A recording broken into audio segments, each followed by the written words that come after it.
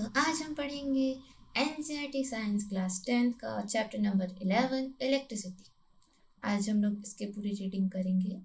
पहले हम first topic cover करेंगे which is 11.1 electric current and circuits और एग्जाम्पल 11.1 देखेंगे। तो स्टार्ट करते हैं। Electricity has an important place in modern society. It is a controllable and convenient form of energy for a variety of uses in homes, schools, hospitals, industry, and so on. What constitutes electricity? How does it flow in an electric circuit?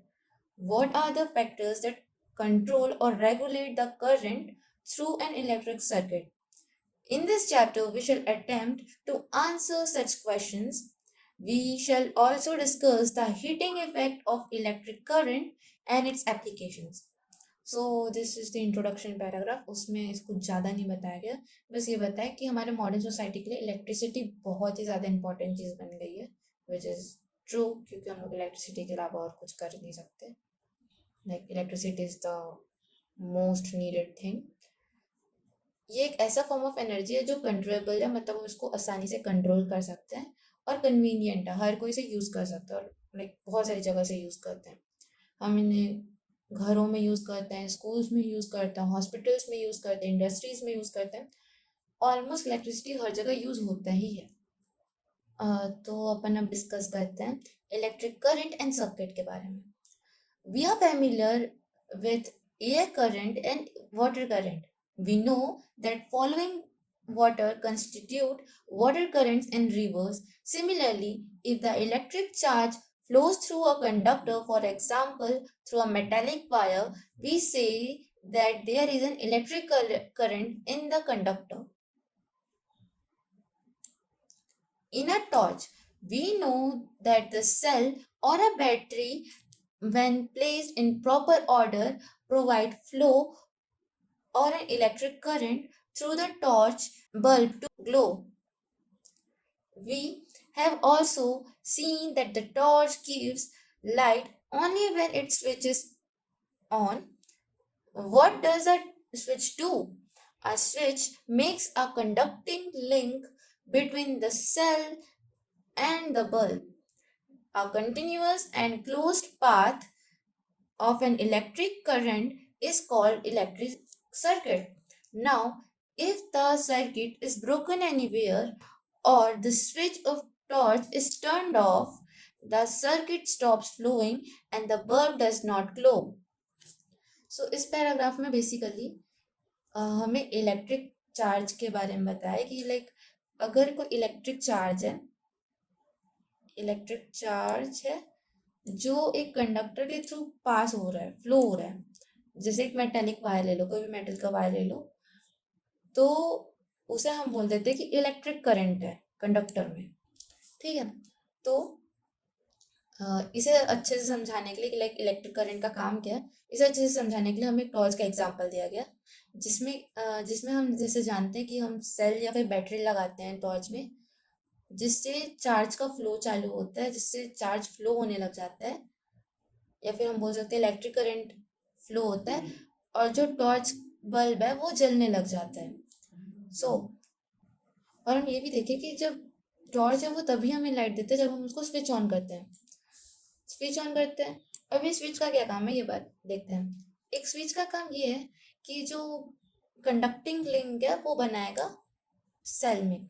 तो switch कुछ नहीं, एक ऐसे like ऐसा मतलब वो link बना देता है, वायर को कनेक्ट कर देता है, जिससे जो बल्ब है वो जल जाता है. अब यहाँ पे हमें हमारा फर्स्ट डेफिनेशन मिलता है किसका, इलेक्ट्रिक सर्किट का. ओके. अब इलेक्ट्रिक सर्किट है क्या? A continuous and closed path of an electric current is called electric circuit.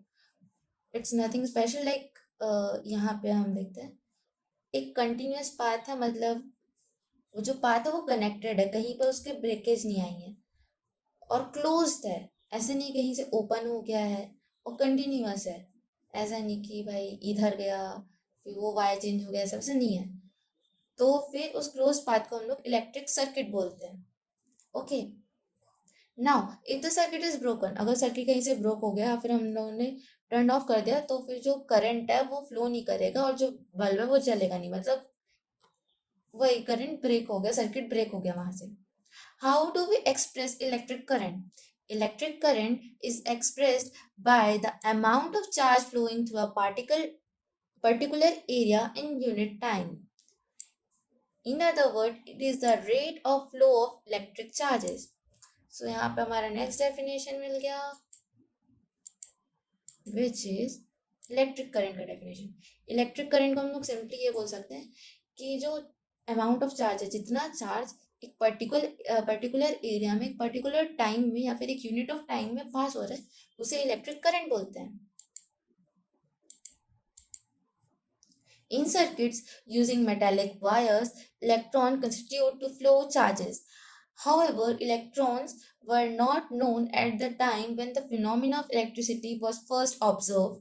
So, electric current is considered to be flow of positive charges, and the direction of flow of positive charges was taken to be the direction of electric current.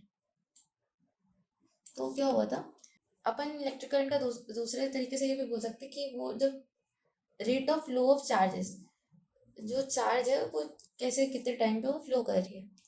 तो उस समय क्या हुआ था कि जब electricity हमने पहली बार ऑब्जर्व किया था, तब इलेक्ट्रॉन्स के बारे में हमें नहीं पता था। तो पुराने ज़माने के लोगों ने ये माना एक्चुअल में इलेक्ट्रॉन फ्लो करते हैं ना, तो इलेक्ट्रॉन क्या नेगेटिव है, तो वो नेगेटिव से ही फ्लो करते हैं, ऐसे डायरेक्शन में फ्लो करते हैं इलेक्ट्रॉन्स एक्चुअल में। बट उस समय इलेक्ट्रॉन्स नहीं हुए थे, तो ये माना जाता है जो करंट है वो पॉजिटिव टू नेगेटिव फ्लो करता है। ओके, इसलिए कन्वेंशनल अपन ये मानते हैं कि जो इलेक्ट्रिक करंट है वो ऑपोजिट साइड चलता है इलेक्ट्रॉन्स के। A net charge q flows across any cross section of a conductor in the time t, then the current I through the cross section is this. तो यहाँ पे हमारा पहला वो मिलता है, इसमें ये बता रहा है कि जैसे हम चार्ज को अगर q से डिनोट करते हैं, टाइम को t से, करंट को I से, और क्रॉस सेक्शन का मतलब ये होगा कि जैसे ये लंबी सी वायर है, तो अगर मैं इसका एक स्लाइस निकालूं तो हम ऐसे देखेंगे, लाइक इस व्यू से हम लोग देख रहे हैं, ऐसे देख रहे हैं, तो यहाँ पे वायर ऐसे रहा, तो इससे इस क्रॉस सेक्शन ऑफ वायर से कितना चार्ज एक पर्टिकुलर टाइम पे फ्लो हो रहा है वो उसका करंट बताएगा। अब ऐसा यूनिट ऑफ इलेक्ट्रिक चार्ज के बारे में पढ़ते हैं। The SI unit of electric charge is coulomb, which is equivalent to the charge contained nearly in 10 to the power 18 into 6 electrons. And we know that electrons possesses a negative charge of this much. Okay, so यहाँ पे पता है कि एक coulomb है, एक coulomb में इतने इलेक्ट्रॉन्स के चार्ज रहते हैं और एक इलेक्ट्रॉन के चार्ज में इतना है, ये हमें याद करना है, ठीक है। देन जो करंट है is expressed by a unit called ampere, जिसे named after the French scientist Andre Marie Ampere. ये याद नहीं करना, ये इतना इंपॉर्टेंट नहीं है, बट हमें ये याद करना पड़ेगा कि जो इलेक्ट्रिक करंट का यूनिट है वो एम्पियर है। ओके, अब यहाँ पे 1 ampere is constituted by the flow of 1 coulomb of charge per second, that is 1 ampere equals to 1 coulomb upon 1 seconds. So ये हमने यहाँ पे ये वाला फॉर्मूला पुट करा है और हम 1 एम्पियर की वैल्यू निकाला है। तो जैसे क्वेश्चंस आते हैं ना, डिफाइन 1 एम्पियर, सो यहाँ पे अपन डिफाइन कर सकते हैं कि 1 एम्पियर क्या होता है। 1 एम्पियर जब 1 कूलम का चार्ज पर सेकेंड फ्लो होगा तो वो 1 एम्पियर कहलाएगा। Okay, small quantities of current are expressed in milliamperes, which is 1 mA equals to 10 to the power negative 3 ampere, and microampere, which is 1 microampere equals to 10 to the power negative 6 ampere. instrument called ammeter measures electric current in a circuit. It is always connected in a series through which the current is to be measured. Figure 11.1 shows the schematic diagram of typical electric circuit comprising of cell, electric bulb, ammeter and a plug key. Plug key को ही हम switch बोलते हैं. Note that the electric current flows in the circuit from the positive terminal on the cell to the negative through the bulb and ammeter. So यहाँ पे हमने 1 ampere का definition पढ़ा. Then ये बोलते हैं कि जो मिली एम्पियर है, मतलब एम्पियर के भी सब यूनिट्स हैं. जैसे मिली एम्पियर 1 मिली एम्पियर अपन 10⁻³ 3 एम्पियर बोलते हैं. 1 माइक्रो एम्पियर 10⁻⁻6 एम्पियर बोलते हैं. देन हम एक इंस्ट्रूमेंट के बारे में पढ़े विच इज एमीटर. एमीटर क्या होता है? एमीटर जो एम्पियर है उसको मेजर करने के लिए, एम्पियर मतलब बोले तो इलेक्ट्रिक करंट, उसे मेजर करने के लिए होता है. इसे सीरीज में अटैच करते हैं. ये सीरीज और पैरेलल के बारे में आगे पढ़ेंगे. और देन हम एक इलेक्ट्रिक सर्किट का स्कीमेटिक डायग्राम बताया जिसमें ये बैटरीज है, ये बल्ब है, ये एमीटर है, ये स्विच है. और ये हमें याद रखना पड़ेगा, जो इलेक्ट्रिक करंट है वो हमेशा पॉजिटिव, ये जो लंबी डंडी है वो पॉजिटिव को दिखाती है और जो छोटी डंडी है वो नेगेटिव को. तो पॉजिटिव से नेगेटिव फ्लो होती है बल्ब के थ्रू और एमीटर के थ्रू, ऐसे फ्लो होती है. देन हम पढ़ेंगे एग्जाम्पल 11.1 के बारे में.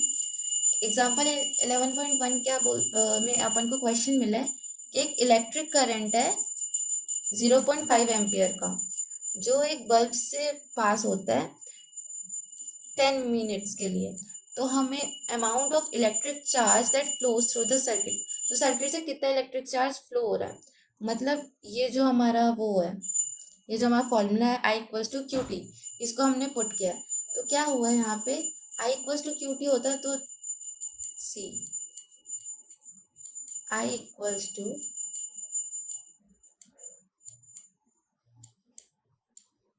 होता है. तो हम लोग ने कुछ नहीं, बस टी को इधर दे दिया, इधर इसका मल्टीप्लिकेशन किया. तो यहाँ पे हमारा नया फॉर्मूला नहीं, वही फॉर्मूला का एक दूसरा वर्जन निकल गया विच इज Q=IT. हम आई टी का वैल्यू क्या दिया है, आई का वैल्यू क्या दिया है 0.5, और टाइम क्योंकि 10 मिनट्स है और हमें सेकंड्स में चाहिए क्योंकि सेकंड्स की ऐसा यूनिट है, तो हमने उसको कन्वर्ट करके 600 सेकंड्स कर दिया, 600 सेकंड्स किया.